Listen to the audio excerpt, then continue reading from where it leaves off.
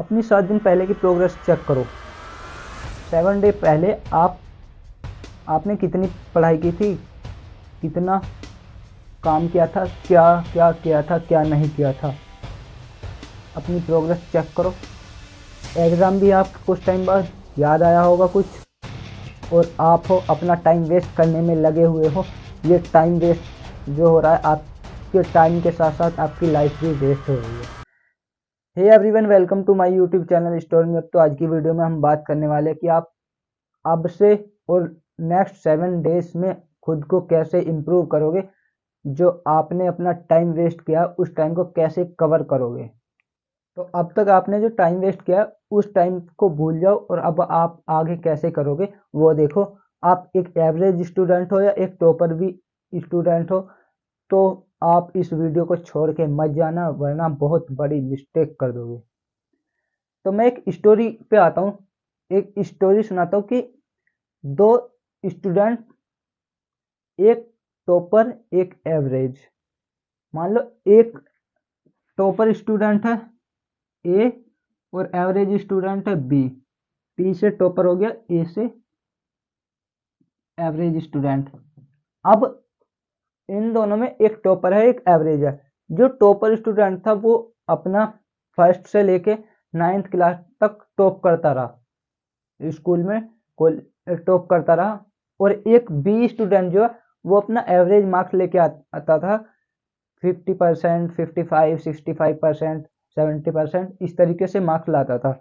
अब topper student जो है वो और एवरेज स्टूडेंट क्लास 10th में आते हैं और दोनों ही पढ़ते हैं। एक टॉपर स्टूडेंट जो है वो पूरे साल अपना पढ़ता है, स्टार्टिंग से पढ़ना स्टार्ट करता है और एग्जाम से कुछ टाइम तक अच्छे से पढ़ता है। लेकिन उसके साथ कुछ ऐसा होता है, वो थोड़ा घमंड में आ जाता है कि मैं तो टॉपर हूँ और स्टार्टिंग से पढ़ रहा हूँ, तो मैं अब थोड़ा रेस्ट ले लेता हूँ। वो बीच में पढ़ना छोड़ देता है। और जो स्टूडेंट बी था वो एग्जाम से 2-3 महीने पहले पढ़ना स्टार्ट करता है, और वो इतने अच्छे से पढ़ता है कि वो इस टॉपर से 1% ज्यादा मार्क्स ले आता है। मतलब टॉपर को बीट कर देता है और वो अच्छे मार्क्स लेके आ जाता है। तब टॉपर जो है 20 से एवरेज स्टूडेंट से बोलता है कि मैं तो एक टॉपर स्टूडेंट हूँ और तू एक एवरेज था, तो तू कैसे इतने अच्छे मार्क्स लेके आ गया। टॉपर क्या करता है कि कंसिस्टेंसी मेंटेन नहीं करता। टॉपर की मेमोरी पावर भी अच्छी थी, टेक्निक स्टडी टेक्निक भी अच्छी थी कि वो किसी भी चीज को एक बार पढ़ता था तो याद हो जाता था। लेकिन बी जो है उसको कई कई बार पढ़ने के बाद याद होता था। लेकिन बी एवरेज स्टूडेंट बी जो है वो एक हार्ड वर्किंग पर्सन था। वो कंसिस्टेंसी मेंटेन करनी जानता था, डिसिप्लिन में रहना जानता था। तो वो पढ़ता रहा, हार्ड वर्क करता रहा और वो अच्छे मार्क्स ले आया। लेकिन एक टॉपर स्टूडेंट जो है वो पढ़ने में अच्छा था, लेकिन वो हार्ड वर्किंग कम था। तो आप कुछ मिस्टेक्स मत करना जो टॉपर ने की। तो वीडियो में आगे देखते क्या मिस्टेक्स नहीं करनी है, क्या आपको स्ट्रेटजी फॉलो करके चलनी है। तो मेरा मकसद इस वीडियो से ये नहीं कि आप 99% लेके आओ या 95% लेके आओ। आप जितनी भी परसेंटेज लेके आओगे वो परसेंटेज बेस्ट है। बस अपना 100% देना और कंसिस्टेंसी के साथ देना, और कॉन्सेप्ट को क्लियर करते हुए चलना। परसेंटेज के पीछे मत भागना, अपनी नॉलेज के पीछे भागना, ज्ञान के पीछे भागना। जो भी पढ़ रहे हो उसको ऐसे पढ़ना कि आप उसे भूलो ना, कॉन्सेप्ट आपके क्लियर होते चले, रटते हुए मत चलना। तो ठीक है, तो सबसे पहला पॉइंट हम देखते हैं। आपका जो आपको क्लियर गोल या टारगेट कुछ भी नहीं बनाना है भाई। ठीक है कि मुझे 99% लाने, 95 लाने, ये मत सोचो, बिल्कुल मत सोचो। आप अगर अच्छे से पढ़ोगे तो आपका टारगेट खुद अचीव हो जाएगा। आप अच्छे मार्क्स खुद ले आओगे। टारगेट बना के आप उसे देखते रहोगे डेली कि मुझे इतने परसेंट लेने हैं। हाँ, मुझे रटना पड़ेगा, मुझे रटना पड़ेगा। आप उसके लिए रटते रह जाओगे। तो अपना टारगेट मत बनाओ। बहुत टीचर होंगे यूट्यूब यूट्यूब के ऊपर जो बोलेंगे सबसे पहले अपना टारगेट क्लियर करो। टारगेट मत क्लियर करो। 85% आ रहे हैं, 95% आ रहे हैं अच्छे हैं, 70% आ रहे हैं अच्छे हैं, लेकिन अगर वो आपके कॉन्सेप्ट क्लियर के साथ आ रहे अच्छे हैं, रट के ला रहे हो 99% और आपको नॉलेज नहीं है 0%, 20% भी, तो फिर किस फायदे के, क्या किस काम के। तो देखो आपको सबसे पहले क्या करना है, क्लास 9th में हो, 10th में हो, 11th 12th जिस भी क्लास में हो, तो आपको किस तरीके से पढ़ना है, कैसे पढ़ना है, तो आपको डेली शेड्यूल बनाना होगा अपना।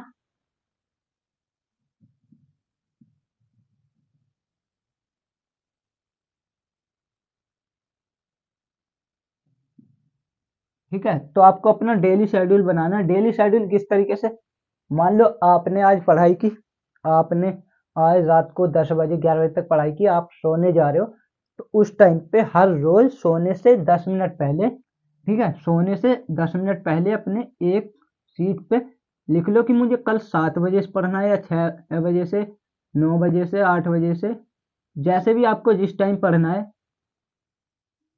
10 बजे से पढ़ना हो, 11 बजे से, तो उस टाइम अपना नेक्स्ट डे का कि मुझे ये चैप्टर पढ़ना है, इस तरीके से अपना टारगेट बनाओ।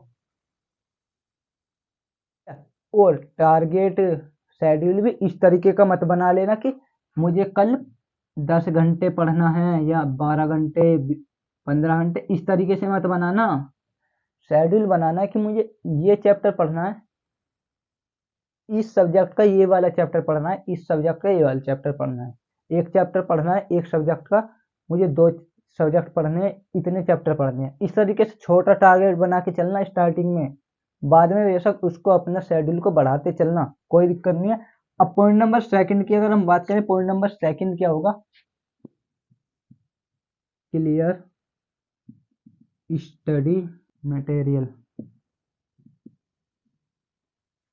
कि भैया अभी तो आपने बोला था कि अपना क्लियर टारगेट मत करो, टारगेट मत बनाओ, परसेंटेज क्या लेके आनी, तो टारगेट नहीं बता रहा हूँ, स्टडी मटेरियल बता रहा हूँ, ध्यान से पढ़ लेना कि क्या बोला है मैंने।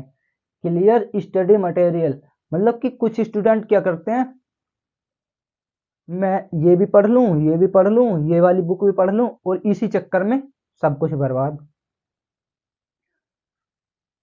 तो आपको क्या करना है, कहाँ से पढ़ना है ये देखो। कोचिंग जा रहे हो तो सिर्फ कोचिंग से पढ़ो, वन शॉट से पढ़ रहे हो तो वन शॉट से पढ़ो, कोचिंग नहीं जा रहे हो तो वन शॉट से कर सकते हो, कोई दिक्कत नहीं है। कोचिंग जा रहे हो तो कोचिंग से, वन शॉट से कर रहे हो तो वन शॉट से। अब कोचिंग, वन शॉट,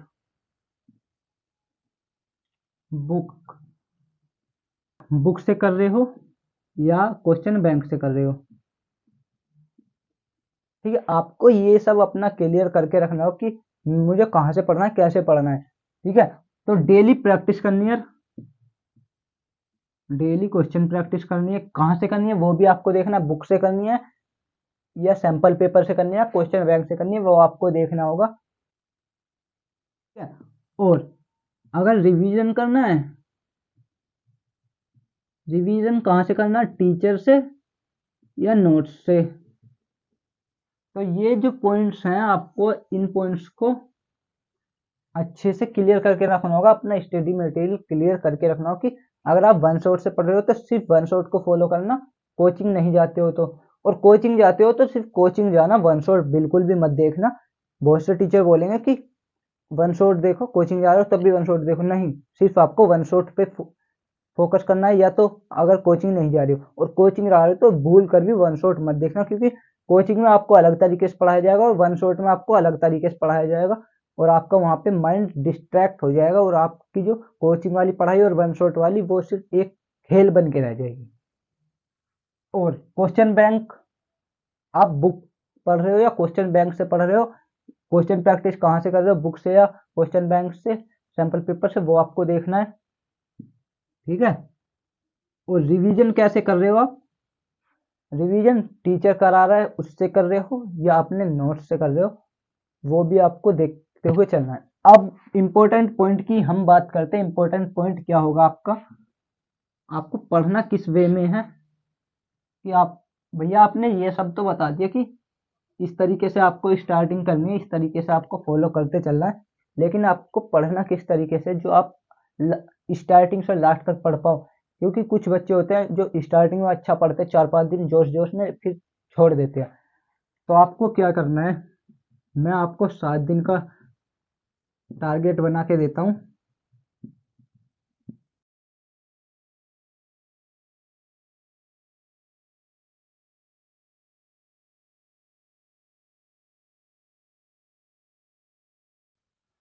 अब ये 2 दिन, ये 3 दिन और ये 2 दिन। अब ये 7 दिन का आपका एक टारगेट है। इस तरीके से इसको सेट करना है आपको, हर एक सब्जेक्ट के लिए करना है, ये नहीं कि सिर्फ आप एक ही सब्जेक्ट के लिए करो। ये 2 दिन आपके इजी टॉपिक,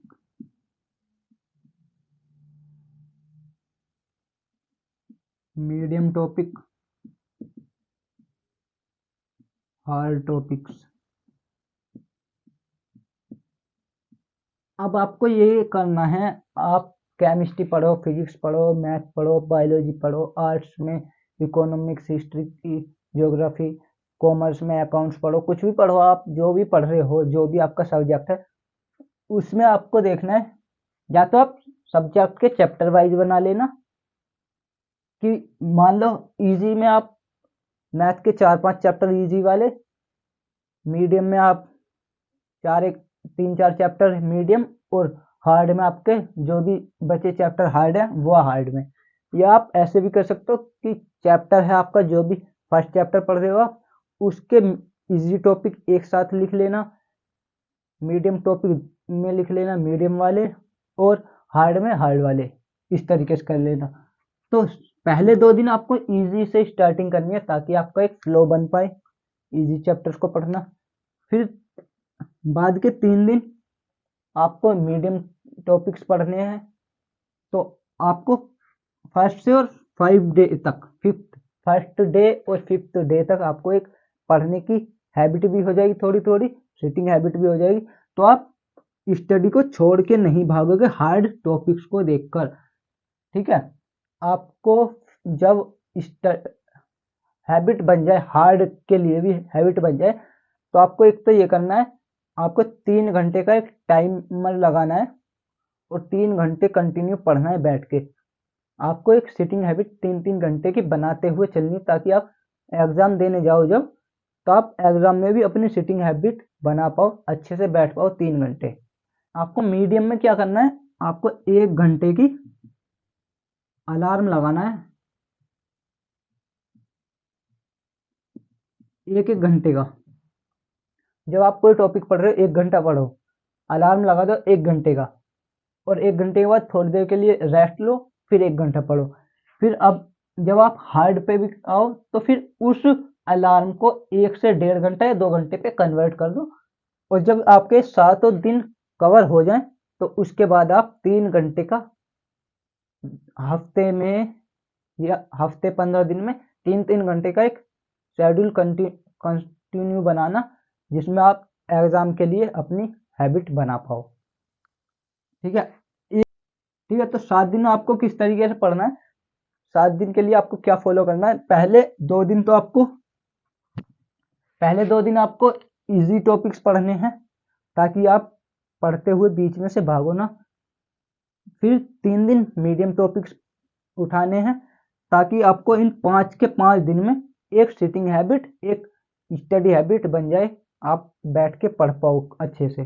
फिर लास्ट 2 दिन आपको हार्ड टॉपिक्स पढ़ने, क्योंकि आपको 5 दिन में आदत होगी है बैठने की, पढ़ने की, तो आप अच्छे से पढ़ पाओगे, बीच में से उठ के भागोगे नहीं। ये आपको 7 दिन तक फॉलो करना है, और उसके बाद कमेंट करना कि हाँ मेरी इम्प्रूवमेंट हुई है पढ़ाई के अंदर।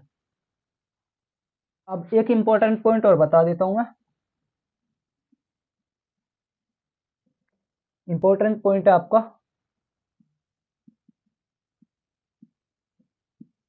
5 मिनट्स रूल।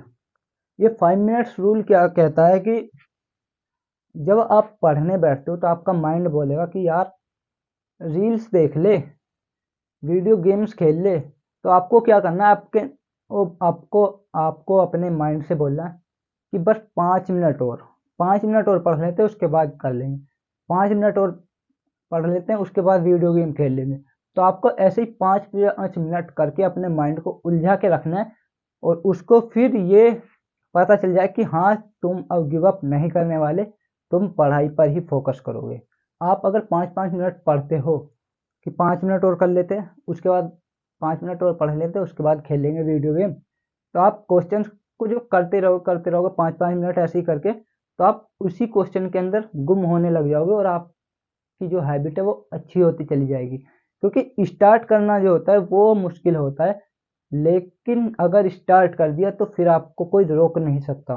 ठीक है, अगर आपने स्टार्ट कर दिया, 5 मिनट से 10 मिनट, 15 मिनट, 30 मिनट, 1 घंटा कब हो जाएगा ये खुद आपको भी नहीं पता चलेगा। अगर वीडियो पसंद आई है तो वीडियो को लाइक कर देना, चैनल को सब्सक्राइब कर लेना, और नेक्स्ट वीडियो किस टॉपिक पे चाहिए ये कमेंट कर देना। कौन सा पार्ट आपको बेस्ट लगा ये भी कमेंट कर देना। मिलते हैं अगली वीडियो में, तब तक के लिए बाय बाय, जय हिंद।